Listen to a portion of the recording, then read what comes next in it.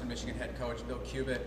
Coach, 5 days away from the Little Caesars Bowl. Has it all kind of finally sunk in that, in 5 days you're going to be at Ford Field with your team playing Purdue? Yeah, it's been a long couple of weeks of preparation. As soon as you find out that you're in a bowl game, and it's you go through finals, and now it's right around the corner. And I think we're in our final preparations. We're going through our game plan. This will be the second time there. To make sure we don't make that many mistakes if we don't make any. And then we'll have practice again tomorrow, early practice on Saturday, and get on the buses and get over there to Detroit. After reviewing film for the last couple of weeks over Purdue, tell us some of the strengths, some of the weaknesses that you've seen for the Boilermakers. Well, they're big and physical. They're a typical Big Ten team. I think their 2 defensive tackles are outstanding. They got their linebackers are big guys who can run around, and got a great corner on the other side, a sophomore. And then their kicking game's really outstanding also. They got their kickoff return team, I think, is number 2 in the country. They've got a great punter. And then offensively, they're big and fast up front. And they got wide receivers that are more West Coast type guys, a little bit bigger and physical. And I think they're getting good play by the quarterbacks. The last couple of weeks during practice, what have you seen from your team that you still need to improve on heading into the bowl game? Well, there's always a lull. This is the issue. You always want to stay in sync, but it's such a long time frame that you got to make sure that the little things don't slip. That all of a sudden you're just a little bit out of sync, and that's what we're really working out here. So we'll cut the practices down, make sure we get real good work in instead of just dragging them out there. And then it's going to get a little bit different when we go on the bus on Saturday, because then on Sunday we're practicing on Christmas Day, but we'll be in Ford Field, and Monday's really a quick practice. It's not that much more of a walkthrough. So got to get a lot of work done before we get back out there. We all know the team 10 points away from being 10-2 on the season. Would a bowl win maybe solidify this team as being one of the best Bronco teams that you've ever coached? Well, if we have a bowl win, it'd be the only Bronco team that ever had a bowl victory, and that's really our goal right now. Our kids, we want to do something that nobody else has done in the history of Western Michigan football, and that's the whole focus. And I think our kids are really excited about playing. We're the only team in the MAC that's playing a BCS qualifying team in the bowls, and so we got a work cut out for us. This team beat Ohio State, but it's going to be. I think it's going to be a great atmosphere, and there's a lot of enthusiasm. And if we go out there and be successful, these kids will always say they were the first team to do such a feat. Do you think the fact that the MAC right now is 2-0 in bowl games, puts any additional fear into Purdue to maybe not overlook a MAC school?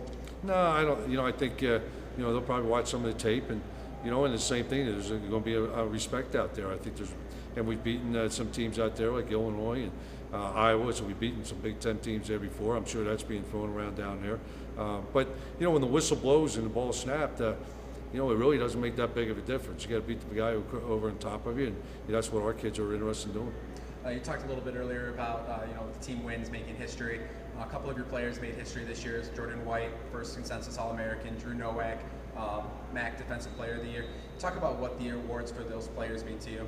Well, to be consensus All-American in a MAC school says a lot, because you get right off the bat. It's tough to even get recognition because of the so-called power conferences out there. I think John Potter, I think that's an outstanding honor because it blends an academic and an athletic, which is really the true achievement of a college football player.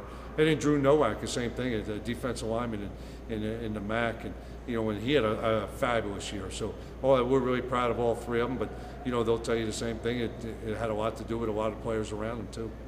Looking back on the 2011 season, what was your greatest memory of the year? To me, it's just the resiliency of the other players. It's just every week going out there and trying their hardest and playing hard, and understanding what needs to get done. And you're not always going to be successful as a college athlete, but the one thing you do want to do is you want to keep on plugging away every single time, and don't ever give anything but your best effort. And that's what I liked about this football team. They kept plugging along. It was announced yesterday there was 3 JUCO players that added to the roster for next year. Can you talk about any other players yet? Yep, Jake Minster's all these guys are great students. And I think sometimes when you go out there in California, what happens is a lot of these guys go to JCs not because of academics, some are there, but some of it's just to get a better offer. And that's Jake is 6'1", and a half, 242-pound linebacker. Will give some beef to us inside there, a middle linebacker. Jesse is a guy, Terry Easton Eastman is a guy. He's a wide side type linebacker, good size, 6'2", about 225. They can really run.